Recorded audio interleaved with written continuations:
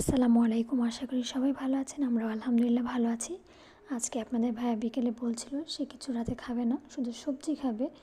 তো আমিও ঘরে যা ছিল তা দিয়েই তৈরি করে দিয়েছি। তো আপনাদের ভাই আজকে বাজার থেকে ফুলকপি আর গাজর নিয়ে আসছিলো, টমেটো নিয়ে আসছিলো, সেগুলো দিয়ে আমি করবো। বেশি কিছু দিইনি। প্রথমে তেলের মধ্যে রসুনটা ভালো করে ভেজে নিয়েছি, তারপরে পেঁয়াজ কুচি দিয়ে দিয়েছি। এরপর যা সবজি ছিল সেগুলো আমি সবগুলো অ্যাড করে দিয়েছি, দিয়ে একটু হালকা পরিমাণ পানি দিয়ে ঢেকে রেখেছিলাম। যখন পানিটা প্রায় কমে এসেছে তখন টমেটোটা দিয়ে দিয়েছি, কারণ টমেটো আগে দিলে অনেক সময় গলে যায়, যার কারণে আমি টমেটো একটু পরে দিয়েছি। এরপর চিন্তা করছিলাম একটা ডিম দেই, যার কারণে আমি আর কড়াইটা চেঞ্জ করিনি। এটাতে একটু জায়গা অনেক বেশি ছিল, এক সাইড করে আমি একটু তেল দিয়ে ওখানে এই ডিমটা আমি ভেজে নিয়েছি। আর লাস্টে যে ধনেপাতা দিয়ে দিলাম।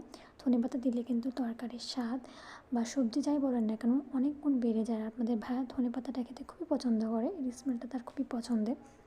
আমি ভাবলাম শুধু সবজি তো ভালো লাগবে না, সে কিন্তু বলেনি আমি, যার কারণে দুটো রুটিও করে রেখেছি। তো এই যে আমাদের প্লেট, সবজি, দুটো রুটি আর দুটো পেঁয়াজ, শসা। সুন্দর করে প্লেটটা তার জন্য সাজিয়ে তাকে ডাক দিয়ে নিয়ে এসছে। সে নিচে ছিল, সে তো দেখে মহা খুশি। সে ভেবেছে আমি শুধু সবজিই করবো। আসলে আমি তার জন্য শুধু সবজি করিনি, আমার কাছে ভালো লাগেনি। ভাবলাম সবজি দিয়ে যেহেতু খাবে, রুটি নাহলে তো ভালো লাগবে না, যার কারণে রুটি করা। সে খুবই খুশি হয়েছে। তো সবাই আমাদের জন্য দোয়া করবেন, ভালো থাকবেন। আল্লাহ হাফেজ।